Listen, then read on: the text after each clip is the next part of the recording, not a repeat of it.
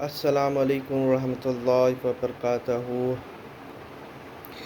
जावेद अख्तर साहब का एक वीडियो देखा है और उसमें वो बताना चाह रहे हैं ये क्या है, ये क्यों पूछा जा रहा है, what is the purpose of life, what is the origin of life, हम यहाँ पर क्यों हैं।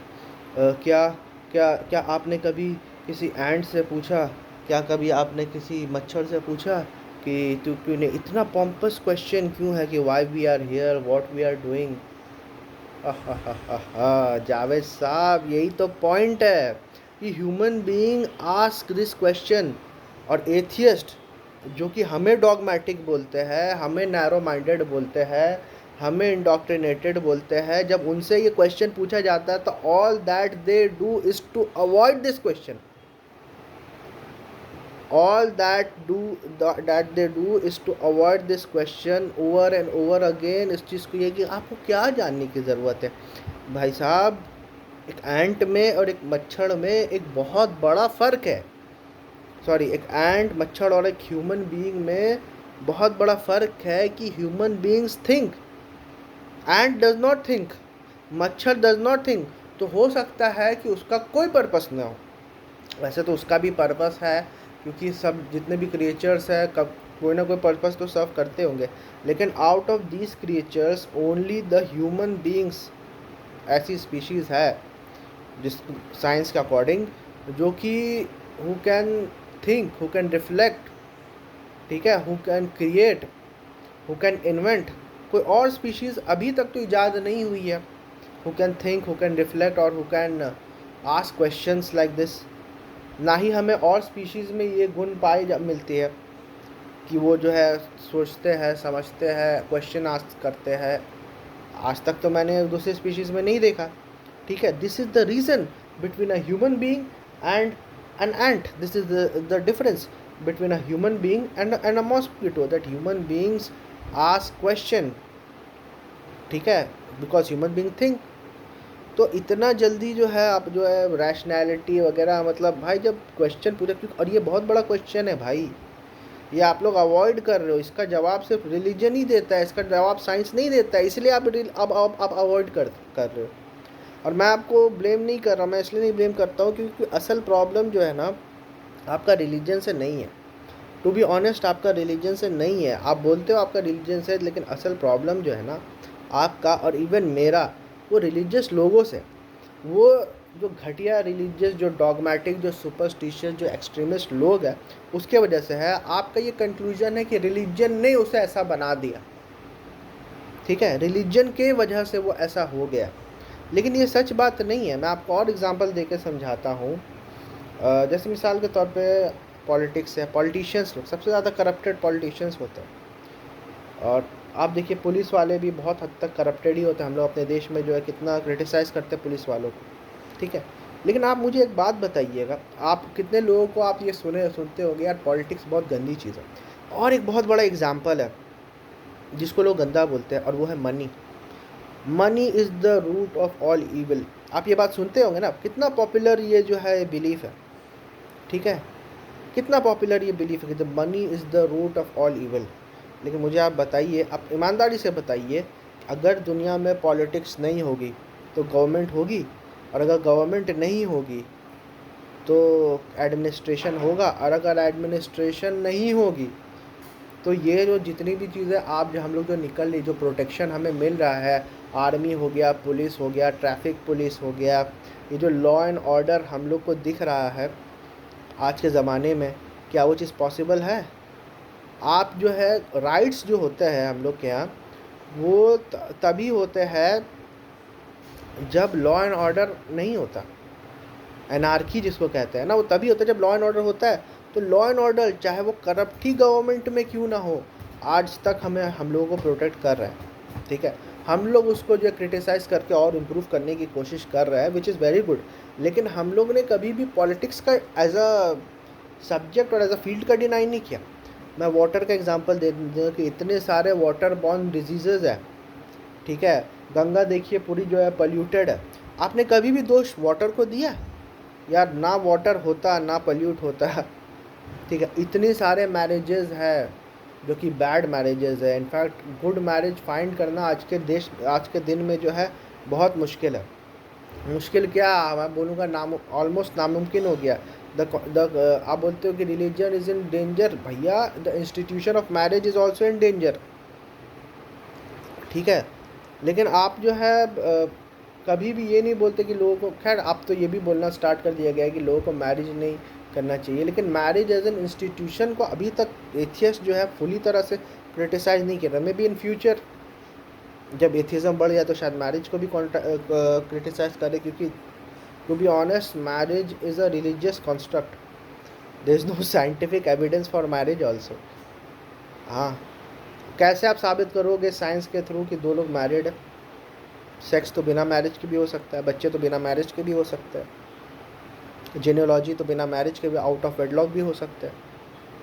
आप प्रूफ कैसे करोगे how two people are married?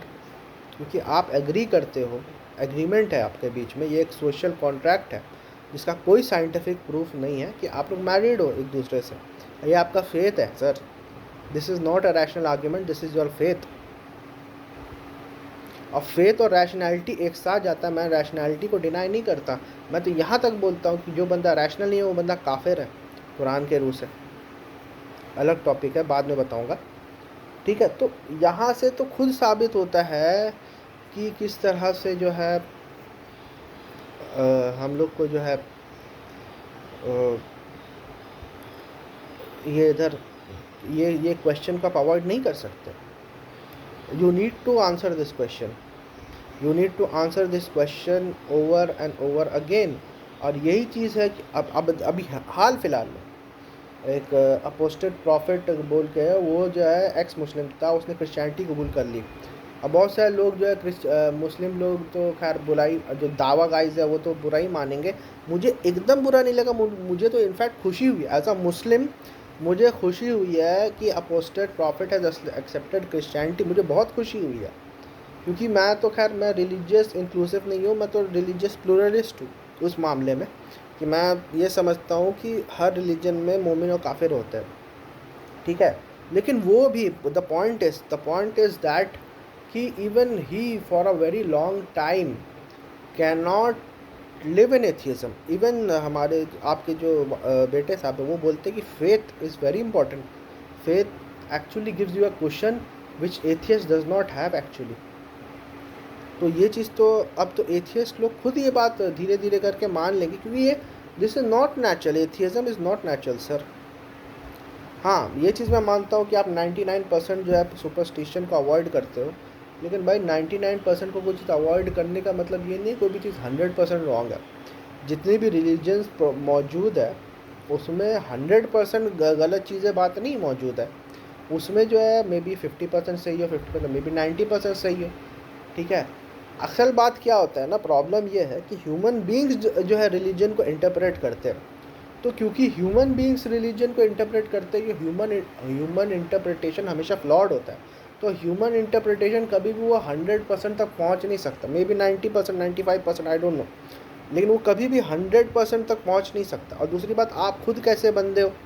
अगर आप आइसिस टाइप बंदे हो तो आप रिलीजन को वायलेंटली ही इंटरप्रेट करोगे। अगर आप पीसफुल बंदे हो, ये चॉइस है आपके पास, ये आपके पास चॉइस है। आप रिलीजन को ब्लेम नहीं कर सकते। Everyone has a choice, he has choice to interpret anything and he has the choice to misinterpret anything. अभी जैसे मैं आपकी बात को भी मिस इंटरप्रेट कर सकता हूँ, हालांकि मुझे आपकी बात बहुत रैशनल लगती है, बहुत अच्छी लगती है, मैं बहुत हद तक आपसे एग्री करता हूँ और बहुत हद तक आपसे सीखता भी हूँ, लेकिन मैं आपकी बात को भी मिस इंटरप्रेट करता हूँ। अरे ये तो जो है मुसलमानों का दुश्मन है, और ये जो है वो तो थियस्ट लोग का दुश्मन है, ये चाहता है कि मुसलमान ख़त्म हो जाए। आप ऐसा नहीं चाहते, मुझे पता है ये बात। अभी जो है पाकिस्तानियों ने इनको जो मिस इंटरप्रेट किया था कि क्योंकि ये जो है बंदा जो है वो आरएसएस से डरता है इसीलिए वो पाकिस्तान के खिलाफ़ बोल रहा है। हालांकि ये बात सही नहीं है, आप आरएसएस को भी जो है लथाड़ते हैं और आप जो है पाकिस्तानियों को भी लथाड़ते हैं। लेकिन मेरा कहने का मतलब है कि हर कोई मिस इंटरप्रेट हो सकता है, हर किसी का जो मिस इंटरप्रिटेशन किया जा सकता है, उसमें आप जिस चीज़ का मिस इंटरप्रिटेशन किया गया उस चीज़ को आप ब्लेम नहीं कर सकते। आपको ब्लेम उसको करना चाहिए जो उस चीज़ को मिस इंटरप्रेट कर रहा है। ठीक है। और you should always look for an alternate opinion even though that opinion is not popular, you should a truth seeker will. एक कहावत है कि when the truth is tying his lace, rumour और lie has already travelled throughout the earth, कि जब तक जो है ट्रूथ जो है वो अपनी जो है शूलेस को बांध रहा होता है, उससे पहले ही जो है ना झूठ जो है पूरी फैल जाती है। तो एवरीथिंग, ऑस्कर वाइल्ड ने कहा था एवरीथिंग पॉपुलर इज़ रॉन्ग। आपको अगर रिलीजन को समझना है, you need to give it time, you need to study the different option, different interpretations which are present, which may और मे नॉट बी पॉपुलर। ठीक है, विच मे और मे नॉट बी पॉपुलर। अब आप बोलोगे कि यार इतना करके क्या फ़ायदा है यार, इससे अच्छा मैं पूरा का पूरा रिलीजन को ही डिनाई कर दूँगा, ना रहेगा बाँस ना बजेगी बाँसुरी। ये भी एक अप्रोच हो सकता है जो कि एथियस्ट लोग लेते हैं। लेकिन भाई मेरे, ये अप्रोच जो है वो प्रैक्टिकल नहीं है, क्योंकि कभी ना कभी बंदा ज़्यादा देर तक एथियस्ट नहीं रह सकता। This is the problem.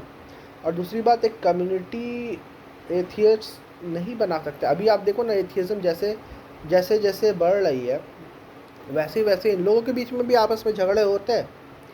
तो झगड़ा तो हर कम्युनिटी में होता है। हो सकता है कि आगे जाके एक अच्छी एथियज़म को एज अ कम्युनिटी लोग रिकॉग्नाइज़ करते, वेरी गुड, कोई दिक्कत नहीं है उसमें।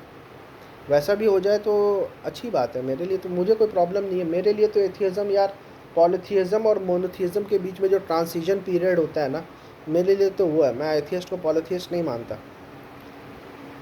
तो अगर वैसा भी हो जाए तो मुझे कोई एज सच जो है वो दिक्कत नहीं है।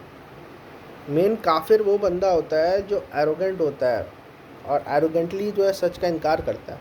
अगर कोई एथियस्ट है जो सच तक हो सकता नहीं पहुंचा, वो पॉलीथियज़म से तो निकल गया है लेकिन मोनोथियज़म तक नहीं पहुंच पा रहा, तो तभी भी मैं बोलूँगा उसका फ़ैसला अल्लाह करेगा। उसका फ़ैसला मैं कैसे बोल सकता हूँ ये चीज़। लेकिन वही जो है एक एथियस्ट है जो कि एंटी थियस्ट है, जो कि मुसलमानों के ख़िलाफ़ जहर उगलता है, जो कि रसूलुल्लाह सल्लल्लाहु अलैहि वसल्लम के ख़िलाफ़ जहर उतारा है, वो तो पूरा जो है अनार्की फैला रहा है भाई। वो तो प्रोवोक कर रहा है, वो तो हेट्रेड फैला रहा है। तो वो तो उसकी तो पूरी जो है वो उसको आप रैशनलिस्ट कैसे बोल सकते हो? वो तो आप हेट मॉन्गर ही उस चीज़ को बोलोगे। तो इधर भी आप देखो मैंने दो किस्म के एथियस्ट को भी मैंने क्लासीफाई कर दिया। एक जो वो है जो हक़ का मुतलाशी है, जो ट्रूथ सीकर है, मे बी वो ट्रूथ तक नहीं पहुँचे, अल्टीमेट ट्रूथ तक नहीं पहुँचे। ज़रूरी नहीं है कि मुसलमान भी पहुँच जाता है भाई अल्टीमेट ट्रूथ तक, क्योंकि मुसलमान जब उसने इस्लाम कबूल कर लिया तो उसके पास और चैलेंजेस है। चैलेंजेस क्या है कि भाई इतने सारे फ़िरके हैं, मौलवी है, सब अलग अलग बात है, इसमें से मेरे को सच पता लगाना कि कौन सही बोल रहा है। ये मुसलमान का चैलेंज है। और मुसलमान हर नमाज में पढ़ता है इहदिना सिरातल मुस्तकीम, तो एकदम वो हक़ तक पहुँच गया है, तो ये क्यों पढ़ता रहता है? इहदिना सिरातल मुस्तकीम का मतलब होता है कि अल्लाह मुझे सीधे रास्ते पर चला, मुझे सिरातल मुस्तकीम दिखा।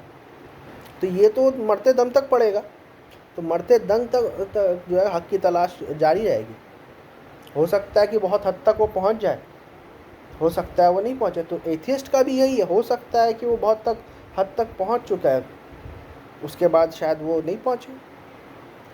तभी भी ये कुफर नहीं है, ये शिरक नहीं है, ये आप समझ लीजिए मिले जुले अमाल है। जैसे अगर आप दो एक्सट्रीम में आप बांट दीजिएगा, एक बिलीवर और एक डिसबिलीवर्स, तो हो सकता है ये somewhere in the spectrum, somewhere in between होगा, ये हो सकता है। बस इतना ही फ़र्क है, इससे ज़्यादा कोई फ़र्क नहीं है।